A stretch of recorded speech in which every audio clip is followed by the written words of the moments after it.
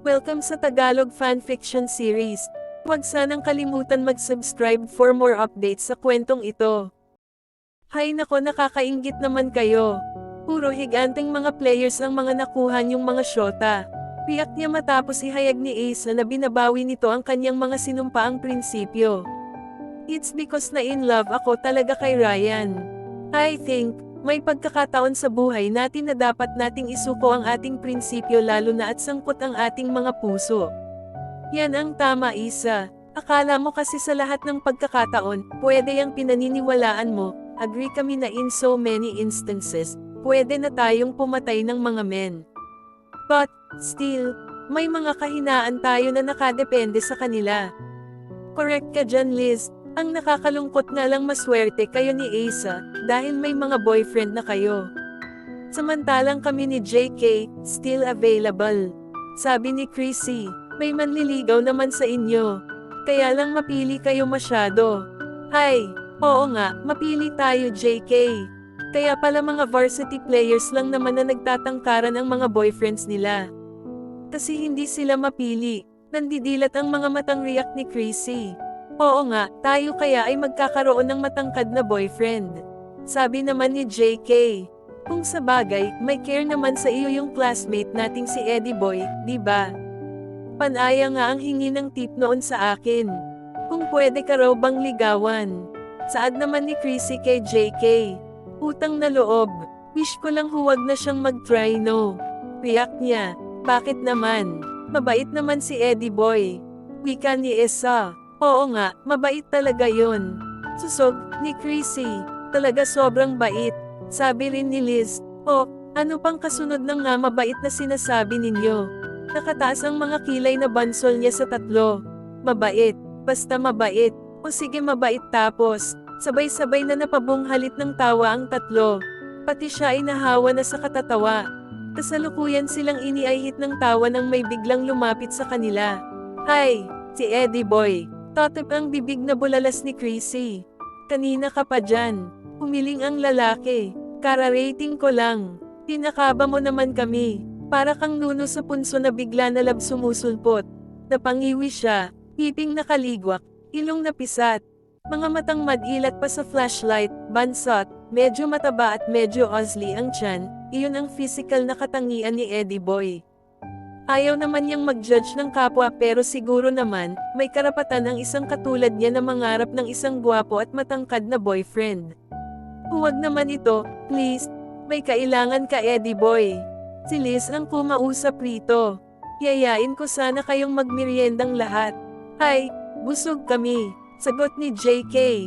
Hindi pa tayo kumakain ng lunch Kumakalam na nga ang sikmura ko. Pika ni Chrissy pero pinandilatan niya ito. Kakakain lang natin, di ba? Mariing wika niya kay Chrissy. Kanina pa kaya yun? Pasimpleng tumalikod siya kay Chrissy sabay kurot sa tagiliran nito. Kaya napasigaw siya ng array. Hindi pala kayo kumakain lahat, hali kayo. Blow out ko kayo. Nagbibiro lang si Chrissy, honest, busog kami, at saka on diet kaming apat. Sagot ulit ni JK kaya napakamot ng ulo si Eddie Boy.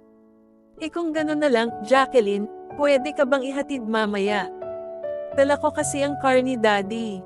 Napadighay siyang bigla. Anak ng tinapa. Hindi ko ito gusto, okay na lang sa akin ang mag-commute. Sabi niya sa isip niya. Nag-iisip ka ba kung magpapahatid ka sa akin o hindi? Huwag ka nang mag-isip pa, Jacqueline. Ayaw mo iyon. Malilibre ka sa pamasahe. O ganon. Ang saya-saya mo naman, Eddie Boy. Nihampas niya ang lalaki sa braso habang abot-tay nga ang ngiti niya. Ngiting aso nga lang. Mas mapang-asar pala ang makong na ito. Akala niya ay feel niya ito. Grabe, hindi niya kinaya ang lakas ng loob nito. Buti man lang kung maganda ang car nito. Kung hindi pa niya alam, car na binubukbok ang dala nito, may kalakalawang na sa body. Masaya ka ba? Kung ganon payag ka na. Biglang yumarko ang mga kilay niya at naglaho ang kanyang mga ngiti.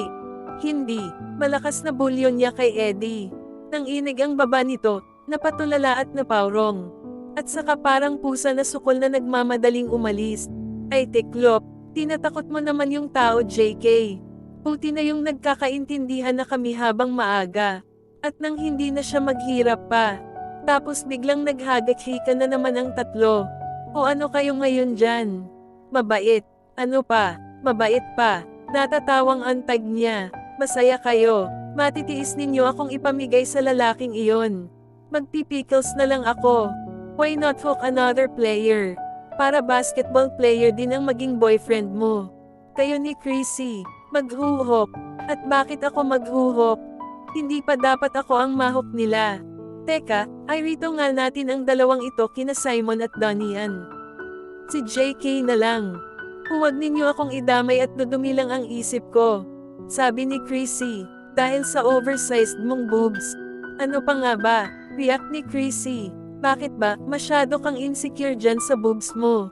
Asset mo nga yan. Asset ka dyan, feeling ko, lahat ng guys na nakatingin sa akin, ito lang ang gusto. Sagot niya kay Liz, sobra ka naman. Wika ni Liz, ano naman ang magagawa mo kung tumubo ng ganyan yan? Sabi ni Asia, sana may sabon na pampaliit, yung pagpinahid mo ay iimpes na ito. Hiling na sabi ni Chrissy, magpapayat ka na lang parang si Palito, baka lumiit pa iyan. Wika naman ni Liz, kakainggit ka nga, sana ako madagdagan din. Konti lang sa akin. Wika ni JK, baka naman maging papaya na yan kapag pinadagdagan mo pa. JK, malaki rin yang sayo. Saad ni Aisha kay JK.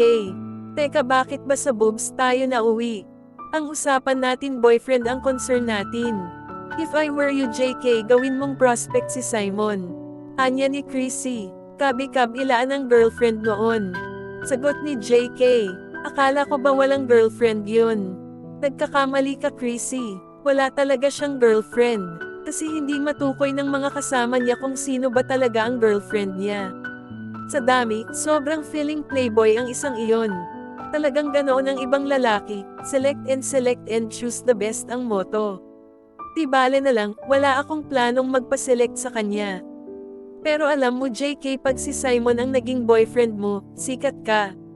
Mas asama pa ako sa listahan ng mga babaeng pinaluhan niya. Di bali na lang, maghahanap na lang ako ng di matangkad. Si Eddie Boy na lang.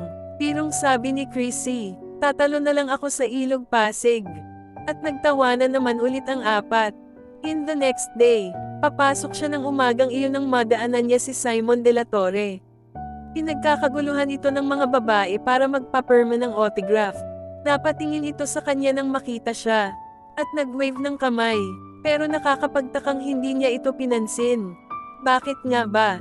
Dati naman nakikipaglabasan siya ng gilagad dito. Bakit bigla yata siyang naging deadma? Sa isip ni Simon.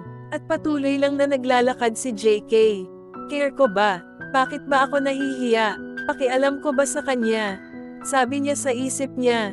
Bigla siyang nagkaroon ng grudge kay Simon gayong wala naman itong ginagawang masama sa kanya. Habang papalapit siya sa school building ay panay ang isip niya kung bakit nga ba niya ginaganito si Simon ngayon. Wag mo nga siyang isipin at baka ma-develop pa ako sa playboy na yon. Sermon niya sa isip niya. Uy, bakit hindi ka na Ma'am Ansen? Muntik na siyang masabsab sa tapik nito sa balikat na ibinigay sa kanya ni Simon. Ang bigat ng kamay mo ha. Kung madapa kaya ako, pagrereklamo niyang sabi sa lalaki. Di itatayo kita. Problema ba yun? Ngiti niyang sabi kay JK. Mauna na ako sa iyo. Baka malate ako sa klase ko. Hoy, bakit ba ang sangit mo ngayon? Hindi ka naman dating ganyan. Dati yon, ngayon ganito na ako. Bakit? Basta huwag kang makulit. Pinilisan niya ang lakad at walang lingon-lingon na pumasok sa kanilang school building. Napakamot ng ulo si Simon, takang-taka sa inasal ni JK. Ito pa naman ang pinaka-friendly at palabati sa magkakaibigan, bakit biglang-biglang naging isnabera ito? Ang mga babae talaga, parang weather. Iba-iba ng takbo ng isip. Ngiti niyang sabi at bigla niyang naisip, masarap kayang magkanobye ng isang friend na bungisngis na tulad ni JK. Ano kaya at sabokan niya ang babaeng ito, katuwaan lang. Anyway, wala naman talaga siyang commitment pa sa kahit na sinong babae. Pero nagdadalawang isip siya, baka magalit sa kanya ang tatlo niyang kaibigan. Unless tototohanan niya si JK. May itsura naman siya. Cute, palabati, maraming kaibigan. Ito ang pinakamakausap sa apat. Pero nakahanda na ba siya sa isang seryosong commitment? Hindi pa yata. Parang hindi pa niya kayang magseryoso ng girlfriend. Sa sobrang busy ng schedule niya sa basketball. Baka mapabayaan lang niya ito. Kaya puro walang commitment ang mga relasyon niya ngayon. Parang MU na wala talagang involved na damdamin. Paano niya ay ha-handle si JK kung sakali? Nang hahaba ang nguso niya gayong nasa classroom na siya. Wala siyang kakibo-kibo. Bagay na ipinagtaka ng tatlong bruha sa kanyang tabi. Bakit? Ano't natalian yata ang dila mo ngayon? Oo nga, parang kakaiba. Hindi ka maingay ngayon, JK. Hindi siya kumibo. Sa halip umirap lang siya. Hindi talaga niyang magawang kumibo dahil hanggang ngayon ay nagtataka siya sa kanyang sarili. Kung bakit ba niya nagawang snub-in si Simon. Kayong wala naman ginagawang masama iyong tao. Dati naman niyang kabatian ito nahahampas pa nga niya sa braso kapag nagbibiruan sila. Ano't bigla niyang dinedma ito? May dahilan iyon. Hindi pwedeng wala. At iyon ang gusto niyang matukoy sa kanyang sarili. Ano ang nagtulak sa kanya para baliwalain si Simon? Naaapektuhan ba siya sa panunukso ng mga kaibigan niya? Tukso lang naman iyon. At saka wala pa namang ginagawang hakbang ang lalaki. Hindi naman nangliligaw iyon. Pinabati lang siya at humahabol pa sa kanya minsan. Tapos para pa siyang nagmamalaki na iiwanan lang niya ang lalaki. Samantalang iyong mga babaeng inabutan niya kanina. Nagkakagulo para magpapirma ng autograph sa kanya. Abay dapat nga yan maging proud siya. Isipin mong kinakawayan siya gayong hindi naman siya lumalapit rito. Ano nga ba ang reason? Dapat malaman niya.